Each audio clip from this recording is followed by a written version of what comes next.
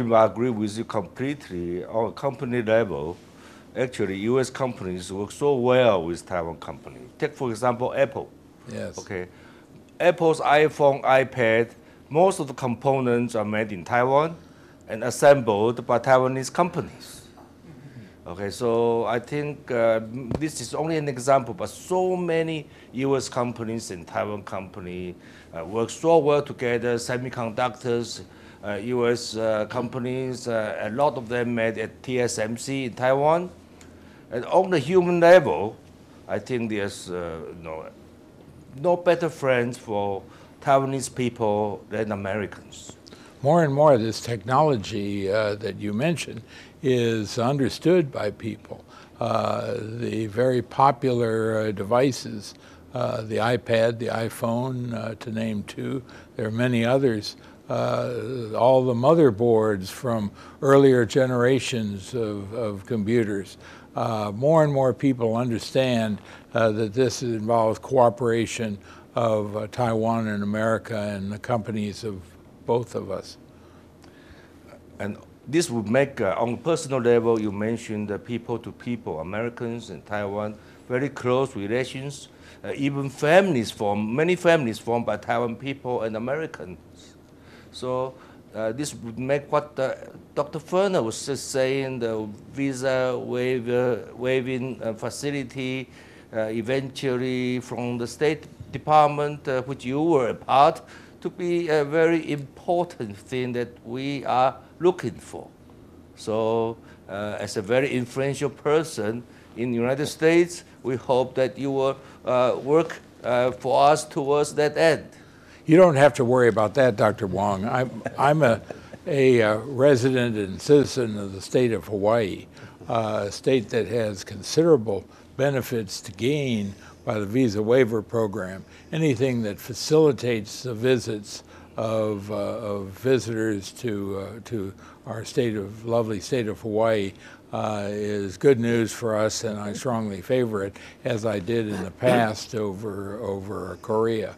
But I think it is important to understand that since the 10-year-old events of 9/11, the U.S. Congress is understandably very concerned about making sure that the requirements to enter the United States are legal and fulfilled.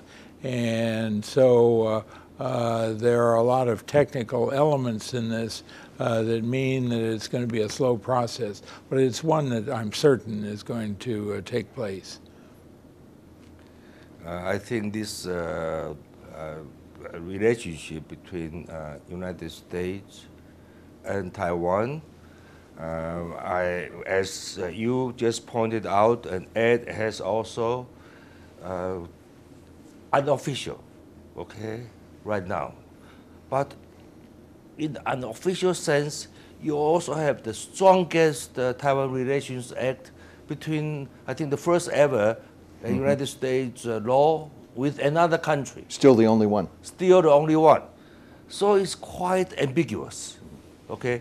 On the one hand, it's unofficial. On the one hand, it's a very strong law tying the countries together.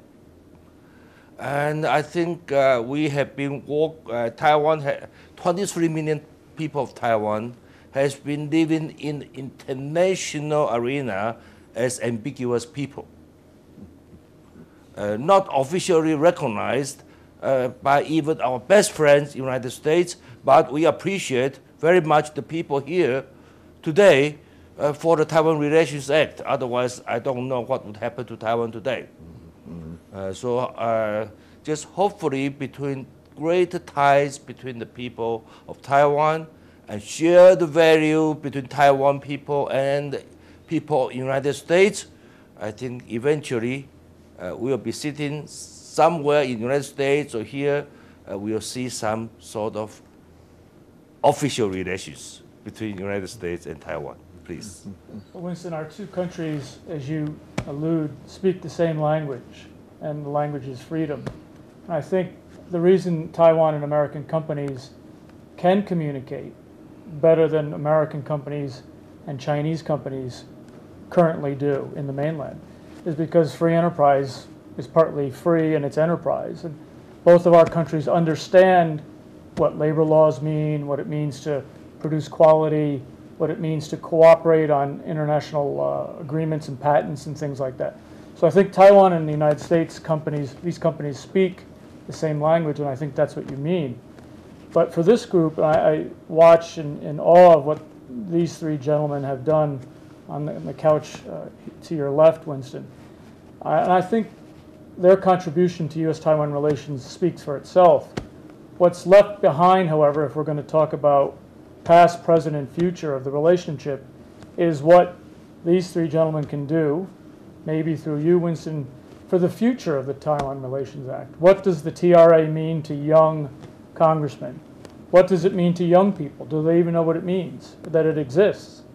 So I think what we're talking about today should also focus on how we build new friends for the TRA, how we build new friends for Taiwan, both in business and in the Congress and in the general public. I think we are especially fortunate in the first TV station outside Taipei to have, I think I agree with you, Ken, completely. Actually, we have over here American heroes for Taiwan. There's people right here, actually.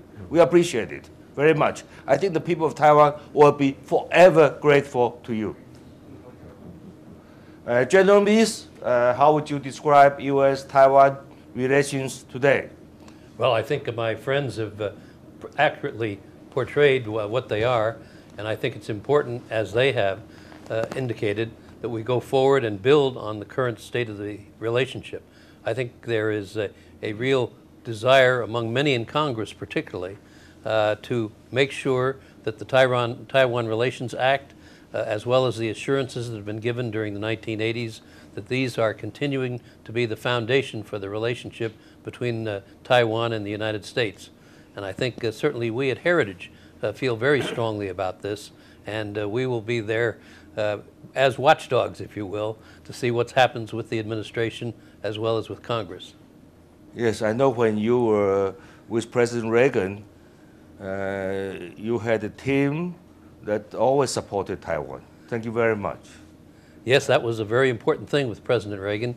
He felt very strongly with this. It came up during the campaign even, when he was running for president, and because the situations had taken place just a few years before, which put in jeopardy the relationship between Taiwan and the United States, and he wanted to be very sure that people understood his position, which was a strong support of Taiwan, strong support in terms of providing military assistance, in terms of weaponry and materiel that might be needed, as well as a moral commitment to Taiwan, which we believe is very important yet today.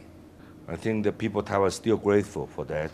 I felt that at that time, Taiwan people feel secure because you people were there for Taiwan. Thank you. Well, that was a very important part of the President's general overall policy, and that was to restore confidence in the United States so that other nations could realize the United States would keep its word and keep its commitments, and Taiwan was very much in his mind. Thank you. Thank you. Let me turn to you, Mr. Johnson, please. What's it like in Washington today for Taiwan? Well, I'm very much in agreement, and thank you again, Winston, for welcoming us to your country and to this historic city that I know is so close to your heart. So thank you again for having us.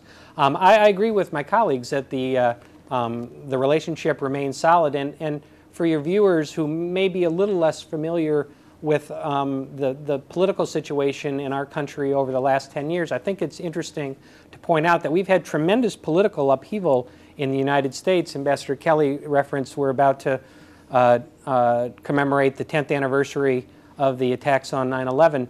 And in that last 10 years, there's been a tremendous amount of upheaval in our country politically. You went from a Democrat or a Republican president to a Democratic president. We went from a Republican Congress to a Democratic Congress, and then now back to a Republican-led Congress on the House side. But throughout that, there's been a bipartisan agreement on both sides of the aisle, a strong bipartisan coalition in support of Taiwan. Taiwan is viewed by members across the political spectrum in the United States as a beacon of democracy, a rock of stability in an uncertain part of the world.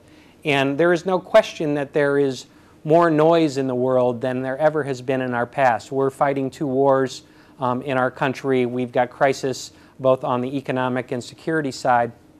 But throughout, I think the challenges of your people and your government remain at the forefront of many, many of our leaders on both sides of the aisle, and I think that will continue to be the case.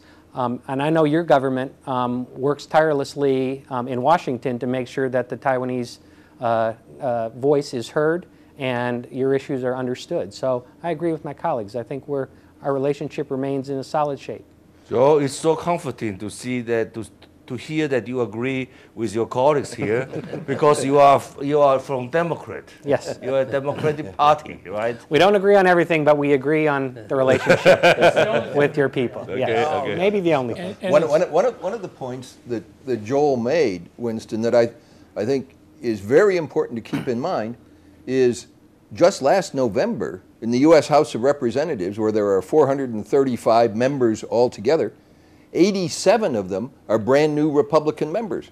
And of those 87, probably 85 have never been to Asia anywhere, let alone to Taiwan. And they don't know the history of the Taiwan Relations Act.